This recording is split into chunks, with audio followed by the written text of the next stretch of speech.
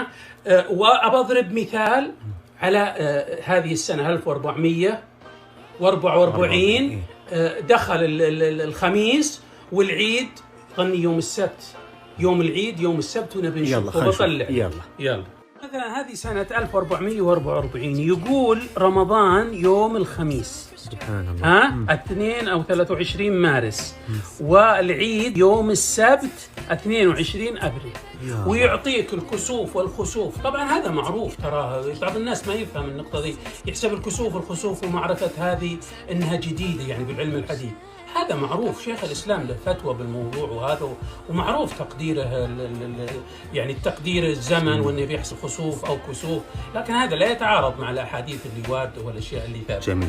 فنبي نشوف إن شاء الله عيدنا هو يوافق هذا الكتاب يوم السبت ولا لا. هذا شبه الكتاب وشلون ارتفع سعره بسبب بس هالموضوع، إن واحد غرد عنه وتكلم عنه فارتفع من 500 إلين يصل الآن 3000 ريال. قصة يا مع الجنة هذه القصة. هذا الكتاب اسمه التوفيقات الإلهامية. جميل. هذا الكتاب بإهداء المؤلف، شوف أنا فرحان به ما شاء الله. هذا الكتاب يؤرخ من بداية 1 للهجرة إلى سنة 1500، ويذكر كل شهر يدخله ويخرجه. يعني رمضان يبدأ يوم الخميس هذه السنة، وعيدنا يوم السبت مثلا، وهكذا كل السنوات يذكر الأحداث اللي صارت فيها. ودخل محمد علي الدرعية، مو محمد علي، إبراهيم باشا الدرعية، وهدمها وأخذ الإمام عبد الله معه وكذا. فيؤرخ كل الأحداث اللي تصير إلى سنة وفاة سنة 1000 أو تأليف الكتاب 1311 في بولاق. هذا الكتاب شريته ب2500 ريال. كان أول عندي بالمكتبة أبيعه ب500 600 أنا على 2000 ونص و3000 و4000. وشلون؟ جاء واحد وغرد قال كان عند جدي هذا الكتاب ويقول لكم إن العيد إن رمضان يوم كذا والعيد يوم كذا، وطلع صحيح. سبحان الله. فأنا عندي نسختي، كان عندي نسختي غير هذه،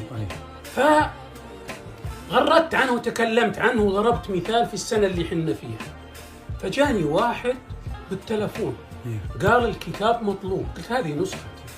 قال مطلوب وبكم؟ قلت يعني أبى أتشقق مرة. قلت ب2500 ريال. قال خلاص أبجي آخذه. ما شاء الله. وأخذ نسختي وقعدت بدون نسخة.